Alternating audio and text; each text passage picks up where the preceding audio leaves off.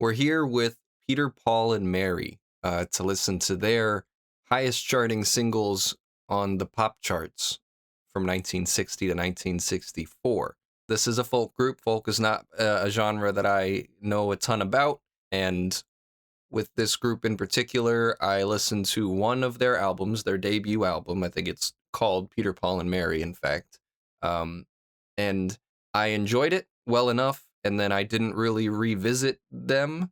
And slowly, those songs on that first album, those haunting vocals, that wispy wistfulness, and these melodies and these harmonies just kind of bore their way into my head. They can also have quite a bit of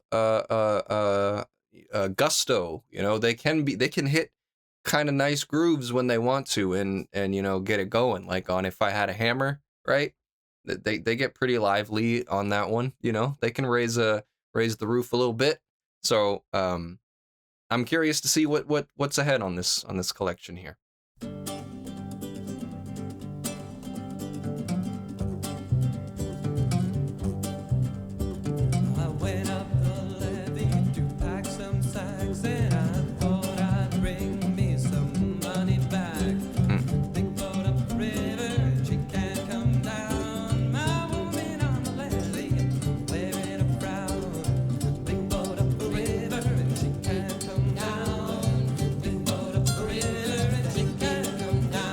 Okay.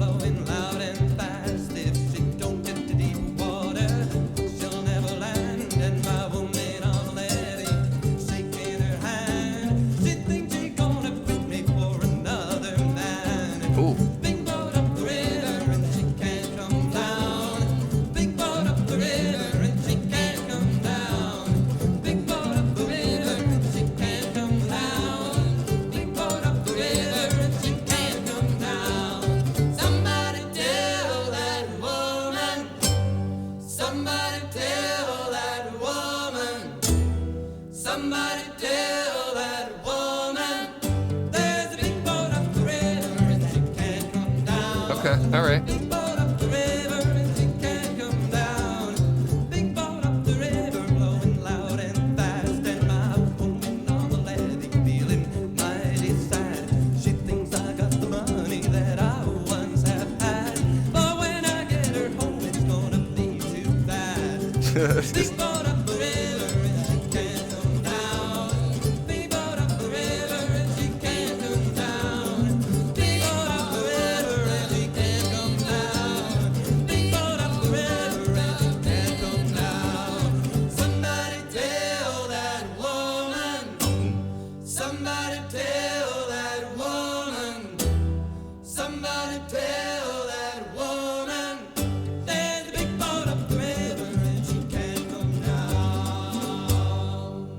Okay, all right. So yeah, this one kind of speaks to them having sometimes that gusto and a lot of like polyrhythms going on here, like these complex overlapping rhythms. There's some panning going on here that's pretty cool and interesting. I like that. And just unique to me, like all of the wells of influence that they're pulling from are generally pretty like foreign to me, and so everything is just kind of new and exciting. I might say this was like a little bit almost repetitive or something, but that's also part of the form. And so I suspect these next 9 or 7 new ones to me will be kind of like that first record, where they'll make an interesting splash impression on me, and then they're just gonna continue to grow on me with repeated listens, And I believe Paul Stewkey here is the Paul of it all, and so he has a writer credit here. I don't know A lot of these probably could be old traditional folk songs. I don't know the history of them beyond whatever I've transcribed here. Let's keep going. Everybody on this side to the right is in the in group. Everybody to the left, you're in the out group. What are we doing? The part that the in group sings is very simple. The reason for that is that the in group itself is very simple.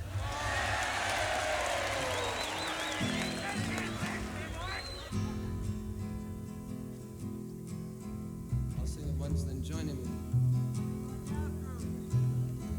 Rock my soul in the bosom of Abraham. Rock my soul in the bosom of Abraham. Rock my soul in the bosom of Abraham. Oh, rock my soul. In group, sing it with me. Rock my soul in the bosom of Abraham. Rock my soul in the bosom of Abraham. Rock my soul in the bosom of Abraham. Oh, rock, sing it out now and rock my soul in the bosom of Abraham. Okay. That's enough. The out group always sings better than the in group. There's a very distinct. I was just getting into it. Out group. The out group. Here's your part. I'll sing it for you. So high, I can't get over it. So low, I can't get under it. So wide, I can't get round it. Oh, rock my soul. Sing Okay. with me. So high, I can't get over it. So low, I can't get under it. So wide, I can't get round it. Oh, rock my soul. Now everybody sing rock my soul together very slowly. Rock my soul in the bosom of Abraham. Rock my soul in the bosom of Abraham. Rock my soul in the bosom of Abraham. Oh, rock my soul. The other part just as softly. So high, I can't get over it. All right, buddy. This would be hitting if I was in the crowd.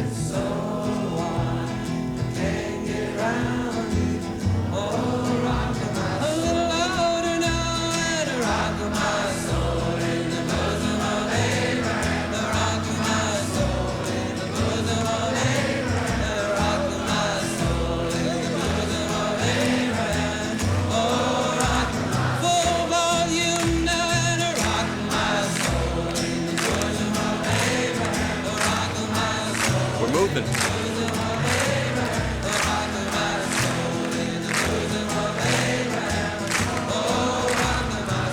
Now, I noticed that the bleachers over here, I have a special part for them. But see what happens is they're going to waft down here.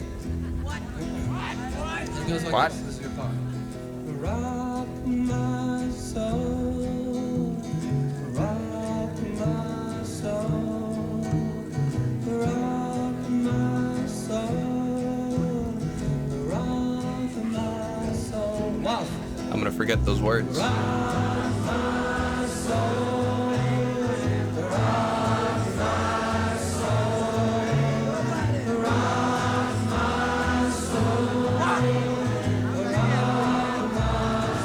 Sing it again now.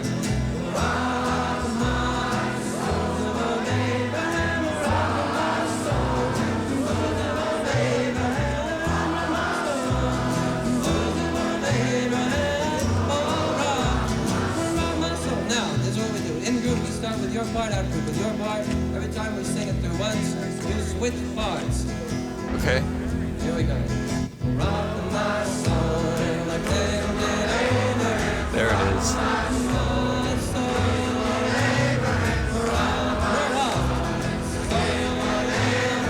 rock my soul. Individualists, join the walkers. Rock my soul.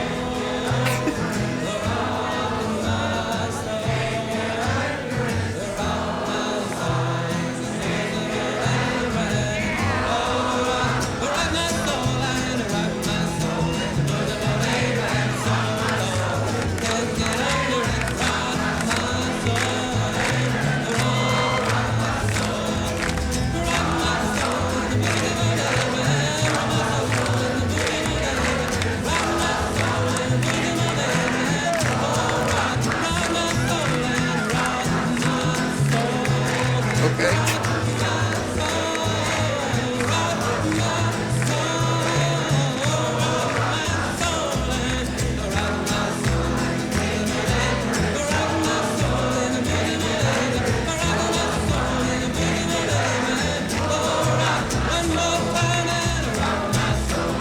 Keep saying one more time. I don't believe him.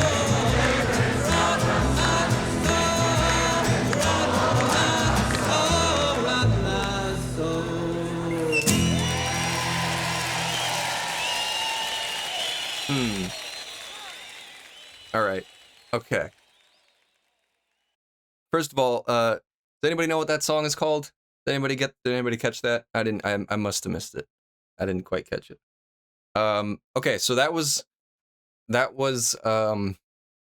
something I would never ever listen to on the radio. I'm gonna start with that. I'm surprised that this live recording, I do believe it is this specific live recording that it was the radio hit. I could be wrong there, but that's my research up to this point. But it was very impressive, and a very impressive demonstration of crowd control. They got this whole group of people. Groups of people are very dumb, you know. It's hard to get groups of people to do anything. Anybody who's ever been like a teacher in front of a classroom or anything, like groups of people, just getting them to quiet down and listen, or like to read a sign or to do anything is difficult. And he got them.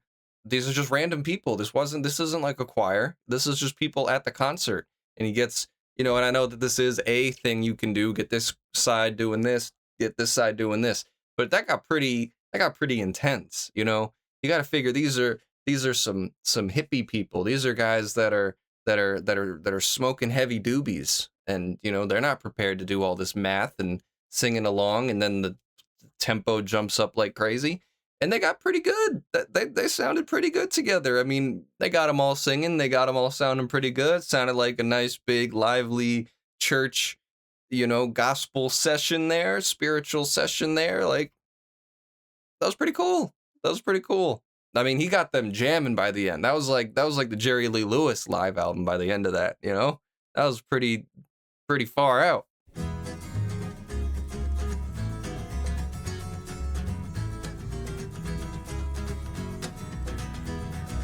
Going down that highway, going to another town. Maybe when I find what I'm looking for, then maybe I'll settle down. Why don't you help me, brother? I'm a stranger in your town. Why don't you help me, sister? And then maybe I'll settle down. Why don't you help me, brother? I'm a stranger in your town. Why don't you help me, sister? And maybe I'll settle down. Okay. I worked my way from Boston to that San Francisco Bay. Baby, what I was looking for, I couldn't find along the way. Why don't you help me, brother? I'm a stranger in your town. Why don't you help me, sister? And maybe I'll settle down. Never been contented, no matter where I roam. It ain't no fun setting sun when you're far away from home. Why don't you help me, brother? Okay. I'm a stranger in your town. Why don't you help me, sister? And maybe I'll settle down. I worked in the mills of Pittsburgh and the hills of Tennessee. Baby, all I want is to find a job that will set my mind at ease. Why don't you help me, brother? I'm a stranger in your town. Why don't you help me, sister? And maybe I'll settle down. Why don't you help me, brother? I'm a stranger in your town. Why don't you help me, sister? And maybe I'll settle down. Damn. I like that a lot. That was good. That was really good. That melody there was great. That was cool. Again, that was one with some gusto to it. It was like if I had a hammer, And again, it affects that kind of like, there is a slightly repetitive element to it, but when it's catchy, you don't mind that much, I guess. When you like it, it's fine that it's repetitive, because then it's like it's repeating the part that I like. I like it. And yeah, when there's solo vocals were coming in on each of their like verses there, they did good. That was cool. Classic. When I was just a lad of 10, my father said to me, "Come here and take a lesson from the lovely lemon tree." your faith in love, my boy, my father said to me. I fear you'll find that love is like the lovely lemon tree. So pretty. Lemon tree, very pretty, and the lemon flower is sweet, but the fruit of the poor lemon is impossible to eat. Lemon tree, very pretty, and the lemon flower is sweet, but the fruit of the poor lemon is impossible to eat. One day beneath the lemon tree, my love and I did lie. A girl so sweet that when she smiled, the stars rose in the sky. We passed that summer lost in love beneath the lemon tree. The music of her laughter hid my father's words from me. These lyrics. Lemon tree, very pretty, and the lemon flower is sweet, but the fruit of the poor lemon is impossible to eat. Lemon tree, very pretty, and the lemon flower is sweet, but the fruit of the poor lemon is impossible to eat. Yeah. One day she left without a word. She took away the sun. Man. And in the dark she'd left behind, I knew what she had done. She'd left me for another. It's a common tale but true. A sadder man but wiser now, I sing these words to you. Lemon tree, very pretty, and the lemon flower is sweet, but the fruit of the poor lemon is impossible to eat. Lemon tree, very pretty, and the lemon flower is sweet, but the fruit of the poor lemon is impossible to eat. Lemon tree, lemon tree, lemon tree, lemon tree.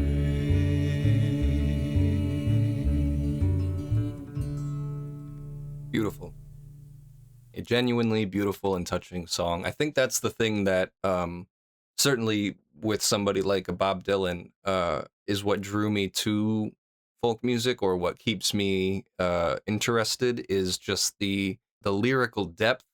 Sometimes if it's like, it doesn't have to always be super crazy depthful and political and this and that, but generally I feel like a baseline statement, like there's a baseline minimum amount of depth that is apparent in folk songs and or the songs that folk artists choose to adapt into folk songs. A little story, a little parable, you know, a little moral story that gets told. I think their use of like tempo to do it and their use of like restraint works really well. Good on them.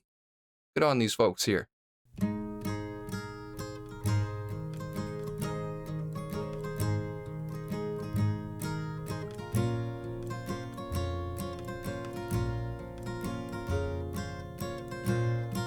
All right, I like this guitar.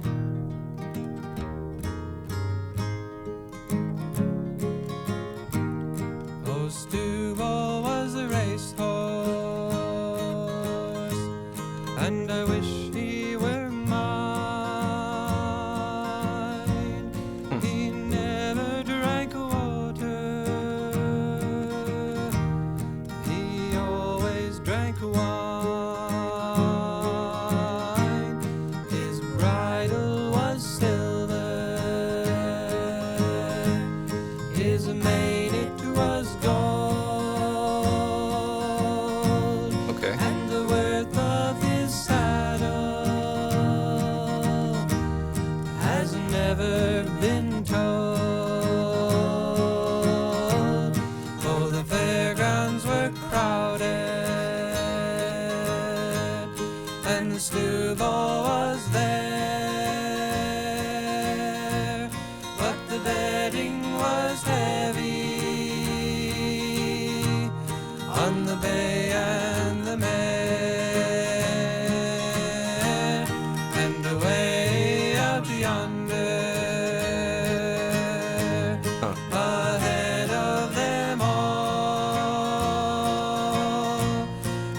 a prancing and a dancing, my noble Stewball. I bet on the gray mare, I bet on the bay. If I'd have bet on old Stewball, I'd be a free man today. Oh, the hoot owl she hollered, and the turtle dove moaned.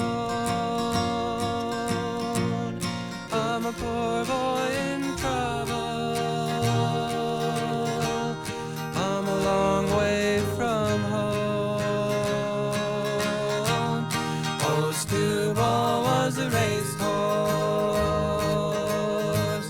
and I wish he were mine.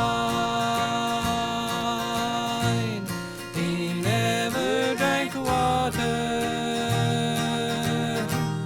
he always drank wine.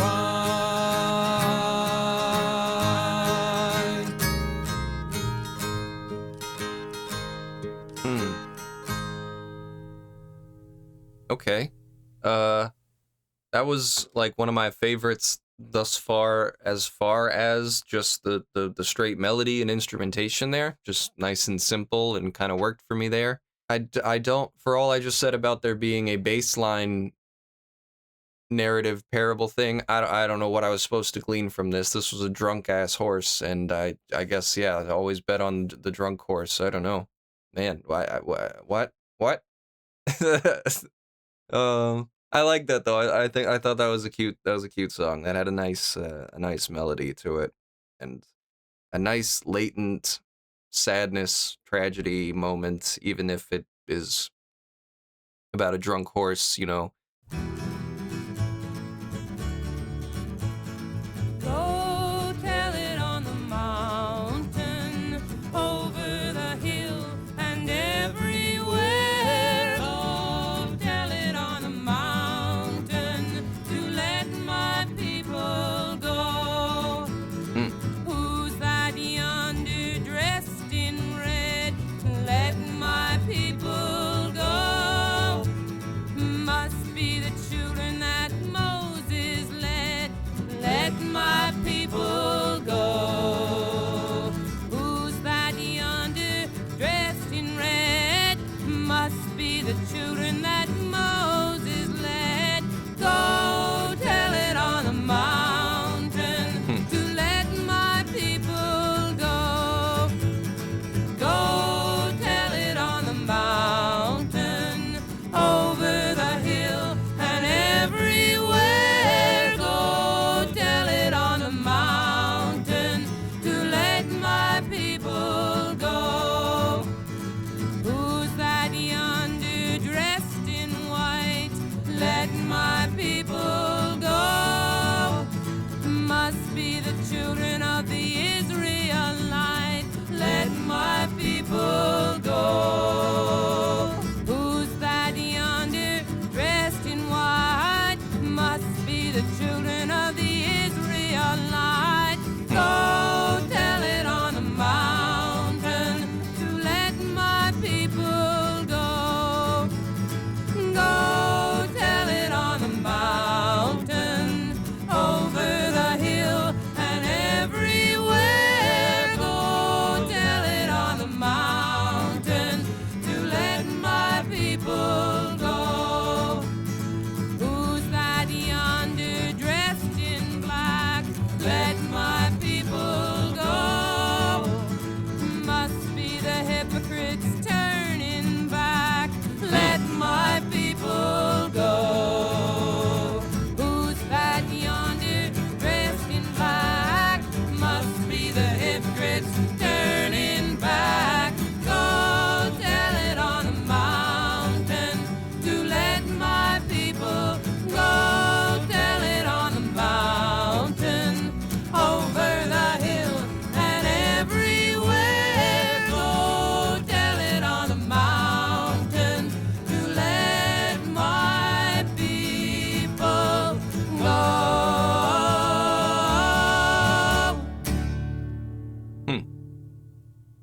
All right. I've heard this song from somebody, and it is indeed a traditional song, so probably been covered by a lot of folks. Obviously has some religious significance. That's all way lost on me. I'm not smart enough for any of that. Um, so I'm just kind of judging it on face value there. Again, it gets into that repetitive form of folk songs, you know. There were some nice soaring moments there, and some nice like phrasing as well, just the ways that they were singing the lines on beat. I'm trying to think of who the other version of this song, who who I, uh I can't talk. Yay, classic. I love this song. If I had a hammer, I'd a hammer in the morning, I'd a hammer in the evening, all over this land. I'd a hammer out danger, I'd a hammer out a warning, I'd a hammer out love between my brothers and my sisters, all over this land.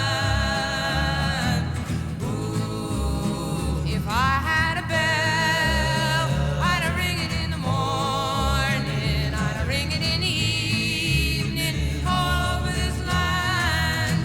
I'd a ring out danger, I'd a ring out a warning, I'd a ring out love between my brothers and my sisters, all over this land. Ooh, if I had a song, I'd sing it in the morning, I'd sing it in the evening, all over this land. I'd sing out danger, I'd sing out warning, I'd sing out love between my brothers and my sisters, all over this land.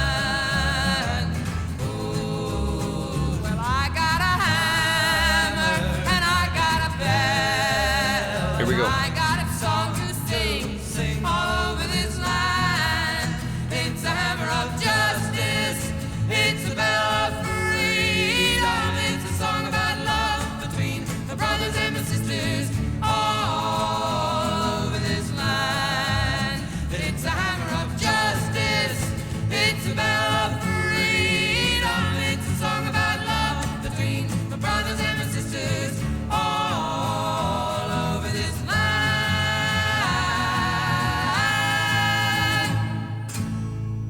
Oh, it's awesome. That's such an awesome song, man. Pete Seeger. I don't remember if I covered him in the 50s. I think I might have done one or two of his. He's a cool dude. He's a cool like activist political guy, and he was so out there speaking for the people, speaking this anti-establishment stuff. He's super cool. So yeah, this song is great. Glad this has grown on you. I would not be surprised if my first reaction to this album was lukewarm at worst or at best. But I really have come to like this whole record, it being up until today the only body of work of theirs that I had heard, and like the way that they can do these devastating gut punches, and the way that they so passionately advocate for their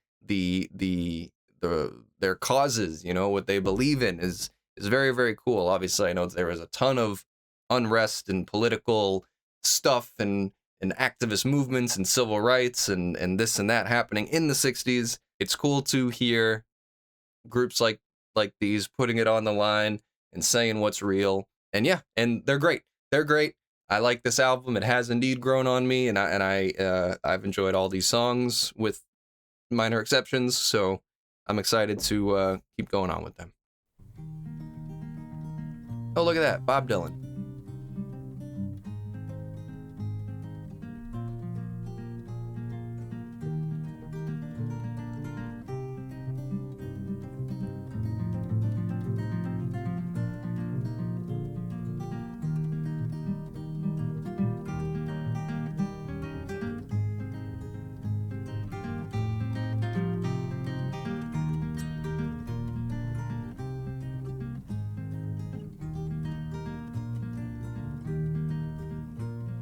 It ain't no use to sit and wonder why, babe.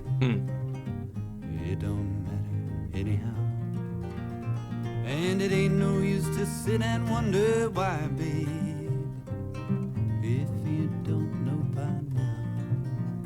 When the rooster crows at the break of dawn, look out your window and I'll be gone. You're the reason I'm traveling on. But don't think twice, it's alright. So they're kind of just doing it just like It Bob. ain't no use in turning on your light, babe. There we go. Light I never know. It ain't no use in turning on your light, babe. I'm on the dark side of the road. Still I wish there was something you would do or say to try and make me change my mind and stay. We never did too much talking anyway, so don't think twice, it's alright. This song is so beautiful. I'm walking down that long, lonesome road, babe. Where I'm bound, I can't tell. But goodbye is too good a word, gal. So I'll just say fare thee well. I ain't saying you treated me unkind. You could have done better, but I don't mind. You just sort of wasted my precious time. But don't think twice, it's alright. It ain't no use in calling out my name, gal, like you never did before. It ain't no use in calling out my name, gal. Man, I can't hear you anymore. I'm a thinking and a wondering all the way down the road. I once loved a woman, a child I'm told. I gave her my heart, but she wanted my soul. Don't think twice, it's alright.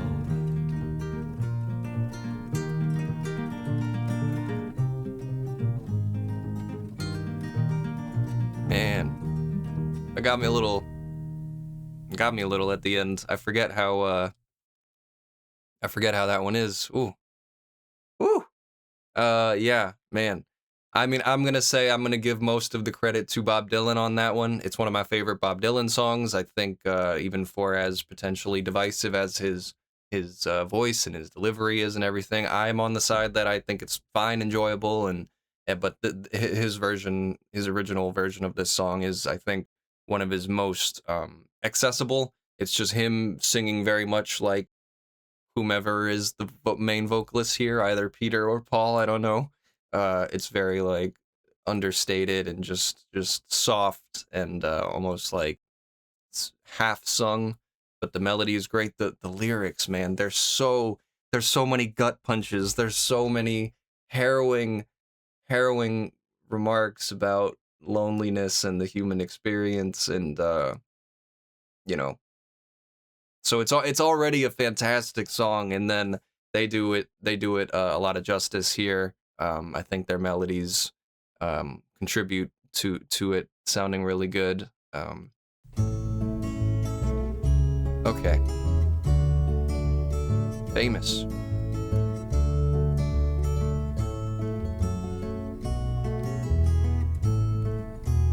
Puff the magic dragon lived by the sea and frolicked in the autumn mist in a land called Honolulu.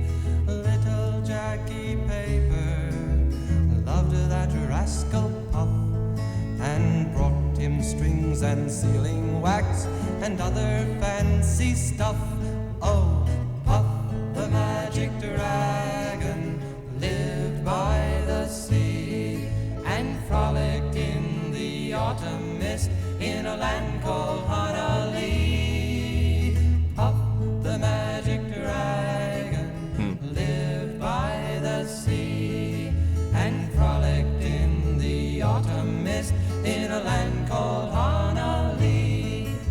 Together they would travel on a boat with billowed sail. Jackie kept a lookout perched on Puff's gigantic tail. Noble king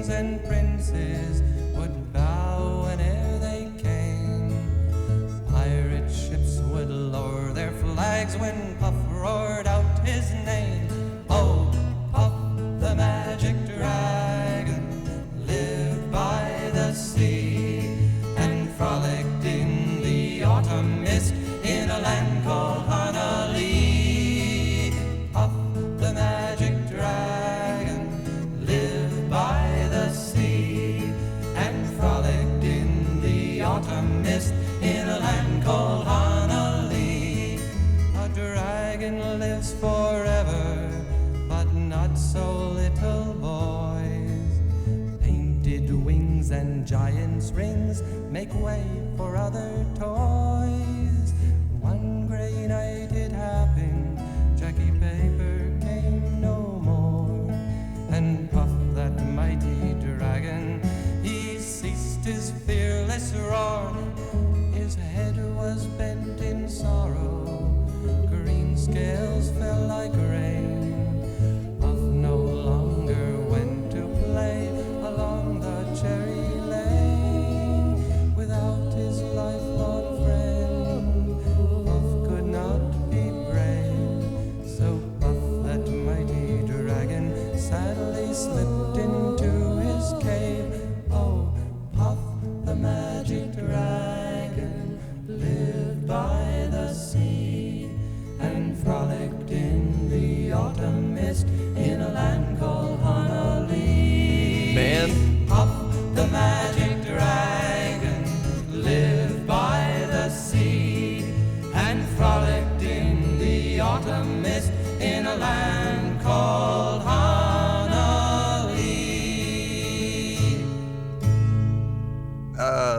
I got a gut punch. I didn't even think that Puff was gonna die. What the heck?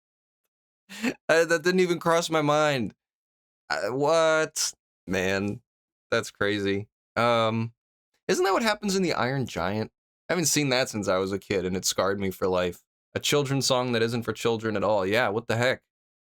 So there's always the rumor, or the yeah, I guess it's a rumor that this song was like about smoking heavy doobies.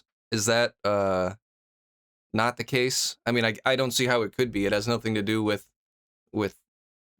smoking reefer. But that's how I knew of it. The phrase "Puff the Magic Dragon" to kids does not mean this heart-wrenching children's song from the 1960s. It generally means smoking weed. So I don't know if that was a later thing that happened and it just started out as a very innocent tale. What's the lesson here in this whole song here? What's the lesson? Puff dies. He didn't even do anything. Like, you know, it's not like the villagers attack him because he protected the little boy from like some bastard or anything. He just died because the kid just stopped coming around. Right? Man, that sucks. Ooh. Look at that. Okay. No number one, though. How many roads must a man walk down before they call him a man? How many seas must a white dove sail before she sleeps in the sand? How many times must the cannonballs fly before they're forever banned? The answer, my friend, is blowing in the wind. The answer is blowing in the wind.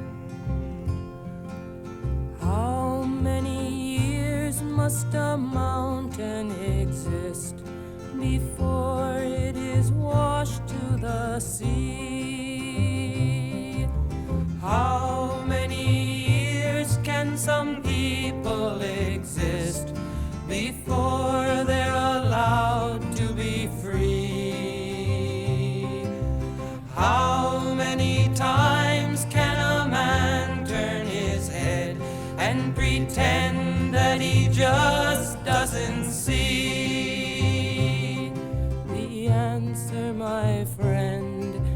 blowing in the wind. The answer is blowing in the wind.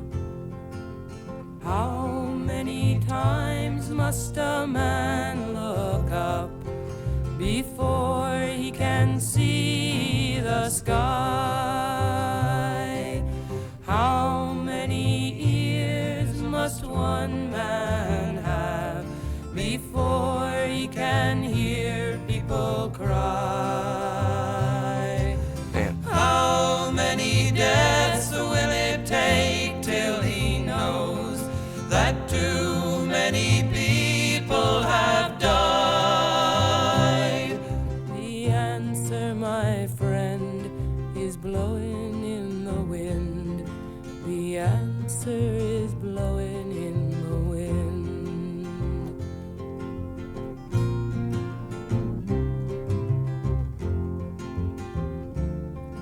The answer is blowing in the wind.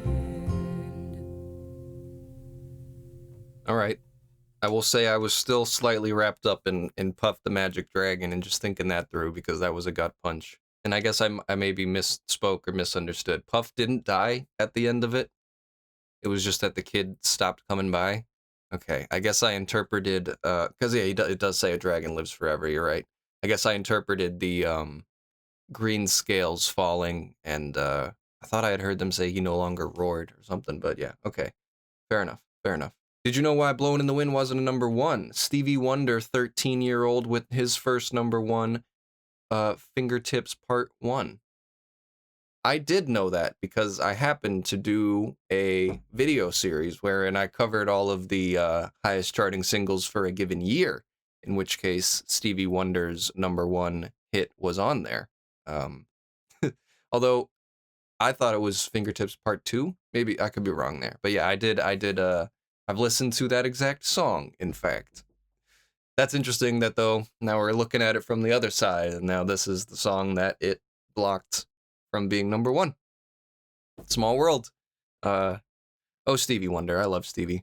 So what I will say about this song here, obviously beautiful song. I mean, it's another one of Bob Dylan's classics there, another one that I'm sure I struggled with when I was first hearing it and stuff, but it's just so, like, provocative in the questions that it's asking and the imagery that it presents. I mean, I have spoken at length in my various Bob Dylan videos about how much I admire his penmanship, his writing style. He is unparalleled in that regard. I will say that I still think that I like Bob's original version better than this one here, but this one is still beautiful to listen to. I really like their, build-ups and the harmonies and everything. Those are really great.